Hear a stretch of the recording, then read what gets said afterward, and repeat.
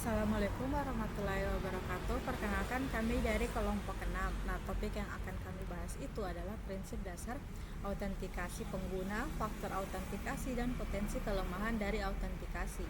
Nah, untuk anggota kelompoknya itu yang pertama ada saya Neneng Eka Arya Komala dengan NIM F551240003. Lalu yang kedua ada Atalia Victoria Dominique dengan NIM F551240028. Lalu yang ketiga ada Ismi Fadila dengan NIM F551240024, dan yang keempat ada Abu Bakar Sidik dengan NIM F551036, dan yang terakhir ada Kafriansyah dengan NIM F5512403. Baik, di sini kita akan lanjut ke pembahasan pertama, yaitu latar belakang dari autentikasi. Nah,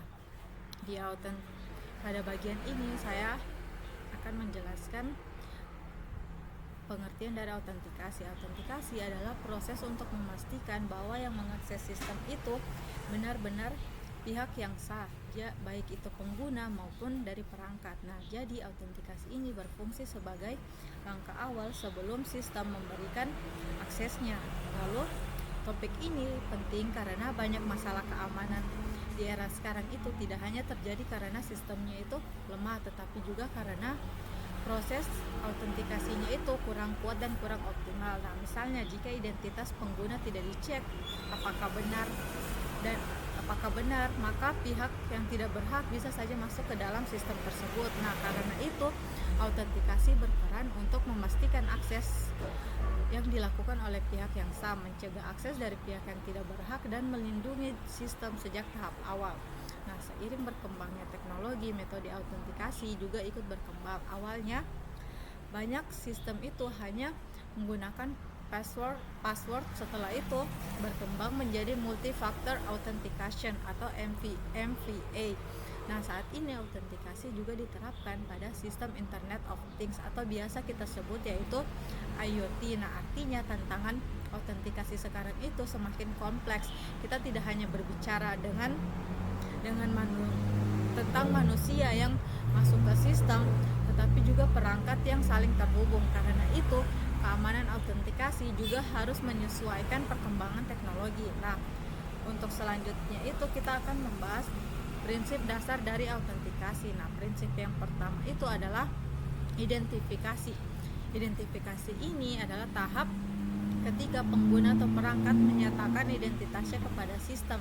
Contohnya itu seperti memasukkan username, email, atau ID perangkat. Lalu yang prinsip kedua itu ada verifikasi. Nah, di verifikasi ini setelah identitas dinyatakan, sistem akan mengecek dan memeriksa apakah identitas tersebut sudah benar. Verifikasi juga bisa dilakukan dengan password, PIN, OTP, sidik jari, ataupun metode lainnya. Nah, dan yang terakhir itu ada otorisasi. Nah, otorisasi ini jika identitas sudah terbukti benar, maka sistem akan menentukan hak akses yang diberikan. Jadi tidak semua pengguna yang berhasil masuk ke dalam sistem itu memiliki hak akses yang sama, begitu. Jadi kalau disederhanakan, alurnya itu adalah identifikasi, lalu verifikasi, dan setelahnya otorisasi. Nah, dalam sistem modern ini, prinsip ini tidak hanya berlaku antara manusia dan sistem, tetapi juga pada komunikasi antar perangkat, terutama dalam IoT atau machine to machine. Jadi perangkat juga harus dikenali, diverifikasi, dan diberi hak akses dengan aman. Nah, dapat disimpulkan bahwa autentikasi adalah bagian penting dalam keamanan sistem karena berfungsi memastikan bahwa akses hanya diberikan kepada pihak yang sah. Nah, untuk dari prinsip dasar autentikasi itu ada 3, yaitu identifikasi, verifikasi, dan otorisasi.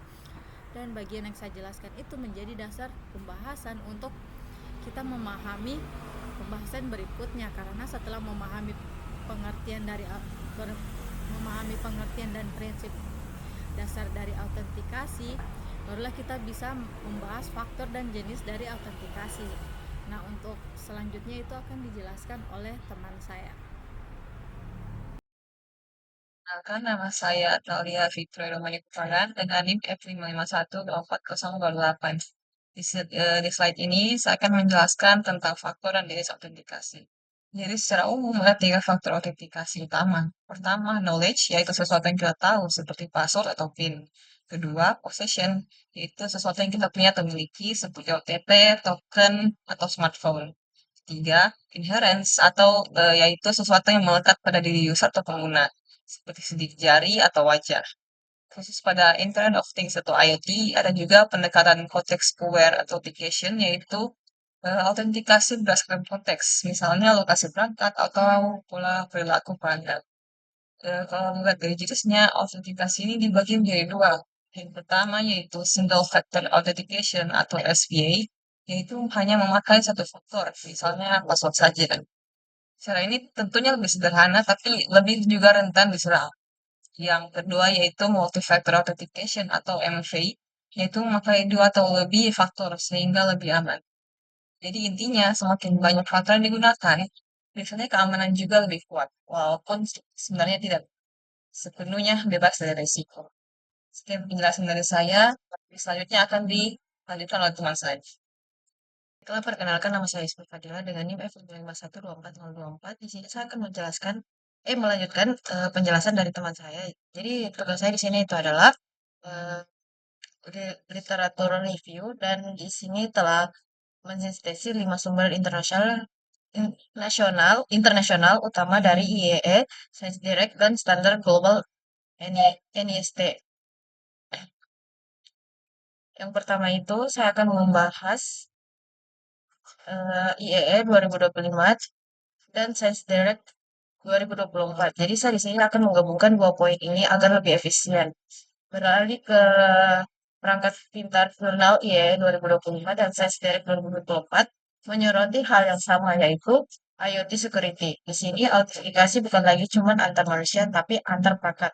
Tantangannya itu perangkat IoT itu kecil dan memorinya terbatas. Jadi kita butuh metode like lightweight authentication atau autentikasi ringan agar perangkat tidak cepat panas atau boros. Selanjutnya di sini saya akan membahas jurnal IAEA Akses 2024 tentang perbankan. Di kanan temukan sebuah tantangan besar, yaitu trade of antar usability dan security. Jadi intinya itu semakin aman sebuah sistem, misalnya akses scan wajah, masukkan PIN, dan OTP, biasanya semakin sulit digunakan oleh nasabah. Jadi tugas kita itu sebagai pengembang adalah mencari titik tengah yang pas, yaitu tetap aman dan user tidak pusing. Nah, sekarang kita masuk di Science Direct 2025 MFA. Jadi, meskipun kita sudah menggunakan MFA, multi-factor authentication seperti yang dibahas di Science Direct 2025, penelitian membuktikan bahwa MFA itu bukan berarti ada tanpa celah. Masih ada potensi kelemahan seperti MFA bypass atau serangan social engineering yang bisa menipu pengguna. Dan yang terakhir itu, kami merujuk pada NIST SP 800-63B. Di sini kita mengenal prinsip AAL atau Authenticator Assurance Levels. Jadi singkatnya itu NIST memberikan standar bahwa tidak semua akun butuh keamanan yang sama. Akun bank butuh level yang lebih tinggi dibandingkan akun media sosial yang biasanya. Jadi kesimpulannya itu melalui kelima sumber ini, kelompok saya melihat bahwa prinsip autentikasi terus berkembang dari sekedar password menuju kombinasi berbagai faktor yang lebih cerdas, namun tetap efisien secara teknis. Sekian pemaparan saya, selanjutnya akan dijelaskan oleh teman saya. Baik, Assalamualaikum warahmatullahi wabarakatuh. Perkenalkan, nama saya Kafriansyah dengan NIM F5512435. Di sini saya akan bawakan poin potensi kelemahan autentikasi. Nah, yang pertama adalah password based authentication. Nah, untuk potensi kelemahannya itu, autentikasi password ini mudah untuk ditebak, bisa menggunakan brute force atau menggunakan semua kombinasi karakter untuk menebak password, ataupun dictionary tag, atau menggunakan password generik yang sering digunakan oleh orang-orang. Nah, dan juga pengguna password based authentication ini biasanya menggunakan satu password untuk beberapa platform yang berbeda. Nah, yang kedua adalah multi-factor authentication atau MFA. Untuk potensi kelemahannya adalah MFA fatigue, di mana user sudah melakukan konfirmasi sembarangan karena sudah terlalu banyak request autentikasi dari pelaku. Nah, kemudian penyadapan OTP yang biasanya menggunakan SIM swap, yang dimana destinasi atau tujuan dari pengiriman OTP-nya itu diubah dari yang awalnya menuju SIM korban diubah menjadi menuju SIM pelakunya. Kemudian ketiga ada IoT Authentication. Nah, untuk kelemahannya, perangkat IoT sendiri memiliki resource yang terbatas atau memiliki keterbatasan pada processing unit ataupun RAM pada perangkat-perangkatnya, yang mana membuat perangkat-perangkat IoT tidak dapat melakukan enkripsi yang kompleks gitu. Kemudian ada human factor. Nah, kelemahannya ada pada social engineering, di mana social engineering sendiri adalah manipulasi psikologis agar korban mau memberikan kredensial seperti username, password kepada pelaku, dan juga kurangnya kesadaran terhadap keamanan. Contohnya masih menggunakan password-password yang umum, biasanya 1, 2, 3, 4, 5 atau tanggal lahir atau tempat lahir. Kemudian tidak melakukan update software keamanan, dan juga tidak memastikan atau tidak memvalidasi sumber dari link ataupun aplikasi third party yang di-download. Lanjut ke kesimpulan. Pada bagian potensi kelemahan autentikasi ini ada 4 kerentanan utama, yaitu password yang mudah ditebak tadi, kemudian MFA yang masih bisa diakali lewat MFA fatigue, kemudian perangkat IoT yang terbatas kemampuan keamanan dan enkripsinya, serta faktor manusia yang sering menjadi target social engineering. Nah, kerentanan-kerentanan ini tadi membuktikan latar belakang awal bahwa autentikasi memang sering menjadi target utama dalam insiden keamanan. Nah, sekaligus juga memperjelas prinsip dasar yang tadi dijelaskan, yaitu identifikasi dan juga verifikasi yang seharusnya dilakukan oleh sistem. Nah, hasil kajian jurnal juga bisa dilihat di sini, mulai dari trade-off antara kemudahan pengguna dan keamanan hingga kebutuhan autentikasi ringan untuk perangkat-perangkat IoT. Oke, assalamualaikum warahmatullahi wabarakatuh. Perkenalkan, nama saya Muhammad Rasyidi dengan NIM 5514636. Jadi pada video saya akan melanjutkan pembahasan tentang 2 studi kasus, mana 2 studi kasus ini tentang prinsip dasar autentikasi pengguna dan faktor autentikasi dan potensi kelemahan autentikasi tersebut. Nah, kemudian ada kasus yang pertama di sini, SIM swap attack. Nah, mengapa kasus ini penting? Karena serangan SIM swap adalah salah satu contoh kejahatan yang sering terjadi di dunia nyata. Nah, terutama di masyarakat. Namanya korban kehilangan uang di rekening bank, meskipun mereka sudah merasa aman karena sistem bank sudah menggunakan multifaktor authentication. Nah, itu kombinasi password dan kode OTP yang dikirim melalui SMS. Nah, studi kasus ini diangkat dari jurnal Kari et al. Tahun 2024. Nah, kemudian latar belakangnya itu pada kasus ini kita itu ada kasus di mana Bu Ani adalah seorang nasabah. Nah, nasabah biasa di bank tertentu lah. Nah, setiap kali dia ingin login ke mobile banking, dia itu harus memasukkan password ketika ingin login. Nah, tapi ketika lupa password, maka dia akan menerima kode OTP. Nah, dimana dia berpikir mana mungkin orang bisa masuk ke rekeningnya jika tidak mengetahui password dan kode OTP. Nah, tapi Bu Ani tidak tahu bahwa sistem multifaktor authentication ini memiliki kelemahan yang sangat fatal. Nah, kemudian mekanisme serangannya itu, nah, dia melibatkan satu pelaku, di mana pelaku kejahatan ini kita namakan sebagai Dadang lah. Nah, Dadang ini dia bukanlah seorang peretas jenius, dia itu adalah seorang peretas biasa lah. Kemudian dia mengetahui celah keamanan dari multifaktor authentication ini, dan dia juga dia mengetahui celah keamanan dari sistem operator seluler ini. Nah, kemudian langkah pertama yang dilakukan Dadang adalah dia itu mengumpulkan data pribadi dari Bu Ani. Nah, Bu Ani ini kan sering mempost, contohnya kalau Bu Ani biasa mempost detail-detail kecil dari informasi dirinya sendiri di sosial media, maka juga Dadang akan tahu seperti infonya, seperti foto ulang tahunnya, nama anak-anaknya, bahkan kalau beruntung Dadang bisa mengetahui kartu keluarga dan KTP dari Bu Ani tersebut. Nah, kemudian dan lebih parahnya, Dadang mengirim email phishing yang mengatasnamakan bank. Jadi meminta Bu Ani mengisi data-data tersebut yang Bu Ani kira itu adalah link dari bank asli. Nah, kemudian ketika Dadang berhasil mendapatkan nama lengkap dari email phishing tadi yang mengatasnamakan bank, kemudian Dadang berhasil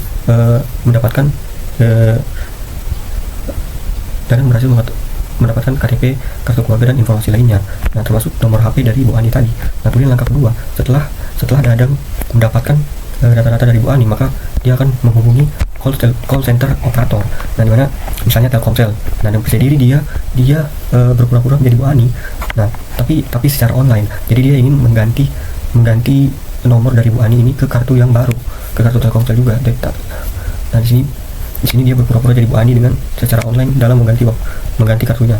Nah, dia beralasan bahwa kehilangan HP dan perlu segera mengganti SIM cardnya ke nomor baru karena khawatir rekeningnya bakal dibobol. Nah, dan kemudian memberikan semua data yang sudah dikumpulkan seperti nama lengkap dan KTP dan lain-lain dari Bu Ani tadi sebagai alat verifikasi. Nah, kemudian langkah ketiga adalah titik kelemahan utama dalam serangan ini. Nah, petugas operator seluler ini karena secara online mungkin seperti Telkomsel yang itu tidak terlalu ketat pengawasan dalam verifikasi datanya. Seperti Dadang itu hanya perlu KTP saja dan scan KTP saja di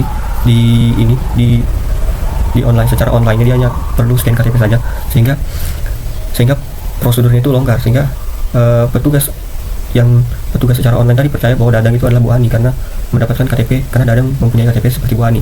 Nah, kemudian SIM card Bu Ani pun dinonaktifkan karena nomor di kartu yang lama Bu Ani tadi sudah pindah ke nomor baru, yaitu nomor Dadang. Nah, kemudian langkah keempat, Bu Ani tiba-tiba kehilangan sinyal di HP-nya. Nah, dia tidak bisa menerima telepon, SIM-nya matilah karena nomornya sudah tidak aktif lagi. Nah, sementara itu semua OTP dari bank, email, dan media sosial otomatis masuk ke HP Dadang karena HP Dadang mempunyai nomor Bu Ani yang aktif tadi. Nah, kemudian langkah kelima, Dadang tinggal login ke bank dari Bu Ani tadi. Kemudian dia masukkan nomor rekening Bu Ani. Nah, setelah dia masukkan nomor rekening, maka dia minta untuk lupa password. Kemudian dia mendapatkan kode OTP dari nomor baru yang nomor Bu Ani tadi. Nah, kemudian Dadang sudah berarti dia berhasil masuk ke dalam rekening Bu Ani dan mengambil uang Bu Ani dalam waktu yang singkat. Nah, dampak serangannya itu Bu Ani kehilangan uang dalam jumlah besar dalam waktu yang kurang lebih dari sejam. Nah, kemudian dia kesulitan melaporkan kejadian ini karena HP-nya tidak aktif. Kemudian proses pemulihan yang mulai dari operator bank hingga polisi makan waktu berminggu-minggu. Nah, alasan kenapa serangan ini bisa terjadi karena serangan ini bukan berarti konsep MFA itu salah. MFA bagus, yang menjadi masalah adalah implementasinya yang lemah. Nah, kelemahan utama ada pada dua hal. Pertama, saluran SMS yang tidak aman karena OTP bisa didapatkan di kartu yang baru. Kemudian verifikasi operator yang tidak detail, seperti misalnya kode harusnya kalau secara online kan dibuat verifikasi wajah. Nah, itu tidak ada. Nah, kemudian solusinya ada beberapa solusi yang direkomendasikan oleh NIST dan jurnal-jurnal terkait. Nah, pertama, ganti kode OTP SMS dengan autentikator app seperti Google Authenticator, Microsoft Authenticator. Nah, kemudian kode OTP dihasilkan langsung di HP tanpa melalui jaringan seluler atau nomor HP. Nah, sehingga tidak bisa dialihkan ke nomor lain. Nah, kedua, gunakan hardware token atau YubiKey, yaitu perangkat fisik yang dicolok ke USB atau ditempel ke HP. Nah, ini adalah tingkat keamanan tertinggi atau disebut AAL3. Nah, kemudian ketiga, minta operator seluler menerapkan verifikasi yang ketat, misalnya dengan biometrik atau verifikasi tatap muka. Nah, kalau di gerai datang ke gerainya Dadang harusnya verifikasi muka supaya dia tahu bahwa Dadang ini bukan Bu Ani gitu. Oke. Nah, kemudian masuk ke studi kasus kedua, phishing melalui WhatsApp palsu. Nah, phishing melalui WhatsApp palsu ini juga memiliki kelemahan di MFA berbasis SMS dan faktor manusia. Nah, kemudian latar belakang itu, serangan phishing adalah ancaman paling berhasil dalam mencuri data verifikasi berdasarkan jurnal Al-Karim dan tahun 2004 dan Tran Phuong et al. Tahun 2005. Nah, kemudian phishing menyerang faktor manusia, bukan sisi teknis. Nah, kasus ini menggambarkan bagaimana seorang pencingan yang tidak paham teknologi menjadi korban phishing meskipun banknya sudah menerapkan MFA. Nah, profil korban itu misalnya Muka Budi, dia itu adalah pensiunan PNS berusia 58 tahun yang aktif menggunakan WhatsApp, tetapi pemahaman teknis yang sangat terbatas. Nah, dia sering lupa password dan menulisnya di buku kecil. Nah, banknya menggunakan password 6 digit, tanggal lahir, itu tanggal lahirnya, kemudian dan OTP SMS. Nah, menurut NIST SP 863B, OTP SMS itu adalah metode yang sangat rentan atau restricted. Nah, mekanisme serangan dari pelaku bernama Rudy membuat halaman palsu yang persis menyerupai halaman login mobile banking. Nah, kemudian dia mengirim pesan WhatsApp ke ribuan nomor secara acak. Nah, pesan itu berbunyi, akun mobile banking Anda akan dinonaktifkan. Nah, karena aktivitas mencurigakan. Nah, kemudian ada tulisan klik tautan ini untuk verifikasi. Nah, jika tidak, akun Anda akan diblokir. Nah, pesan ini menggunakan teknik social engineering, di mana dia menciptakan rasa takut ke urgensi para korban, sehingga korban itu tanpa pikir panjang langsung melakukan verifikasi tersebut dulu, tanpa mengecek atau validasi dari linknya itu benar atau tidak. Nah, kemudian suatu sore Bapak Budi menerima pesan itu. Dia panik dan langsung mengklik tautan halaman palsu yang terlihat mirip seperti bank asli saat Pak Budi di login. Nah, kemudian Bapak Budi masukkan nomor rekeningnya dan lupa dan passwordnya berupa tanggal lahir. Kemudian ATP langsung terkirim ke Rudi tanpa Bapak Budi tahu. Kemudian Pak Rudi segera memasukkan rekening bank dan passwordnya karena dia sudah tahu melalui link tadi. Nah, kemudian sistem bank meminta ada percobaan login dari perangkat baru. Lalu mengirim OTP HP ke Bapak Budi. Nah, kemudian halaman palsu minta Pak Budi masukkan OTP. Nah, dia mengira itu bagian dari verifikasi. Ternyata kode OTP tersebut dikirimkan ke Pak Rudi. Nah, kemudian Pak Rudi berhasil login dan menguras seluruh saldo dari Bapak Budi tadi. Nah, kemudian Bapak Budi baru sadar ketika melihat notifikasi SMS transfer 50 juta, contohnya 50 juta berhasil. Kemudian kemudian si pelaku berhasil mengambil akun rekening bank dari Bapak Budi. Nah, kemudian analisis penyebabnya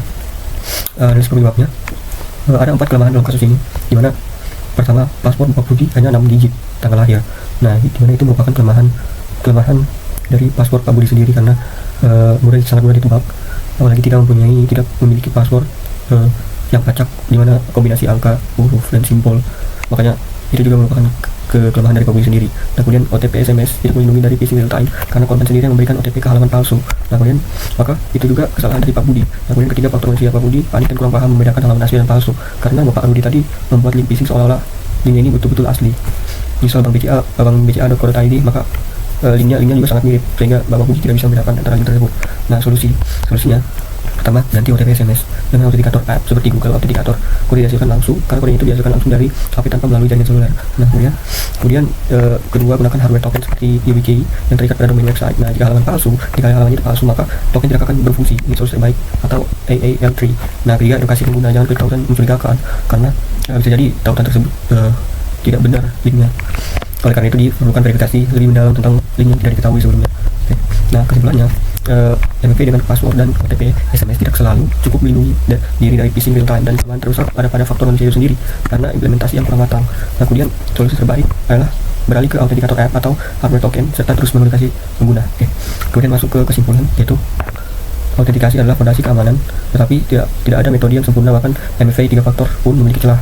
Kemudian MFA secara signifikan lebih aman dari SFA, tetapi implementasi yang buruk seperti SMS based OTP bisa membuatnya gagal total. Kemudian biometrik bukanlah peluru perak, entropinya lebih rendah dari dugaan, bersifat permanen dan rawan spoofing. Kemudian IoT menghadapi tantangan unik, perangkat terbatas membutuhkan protokol lightweight yang aman, ini masih menjadi area riset yang sangat aktif. Kemudian kelemahan terbesar seringkali bukan pada teknologi, tetapi pada manusia dan implementasinya. Nah, social engineering, password lemah, dan verifikasi operator yang longgar adalah akar dari banyak insiden. Oke, sekian dari presentasi saya. Lebih dari kurangnya saya akhiri. Wabillahi taufiq wal hidayah. Wassalamualaikum warahmatullahi wabarakatuh.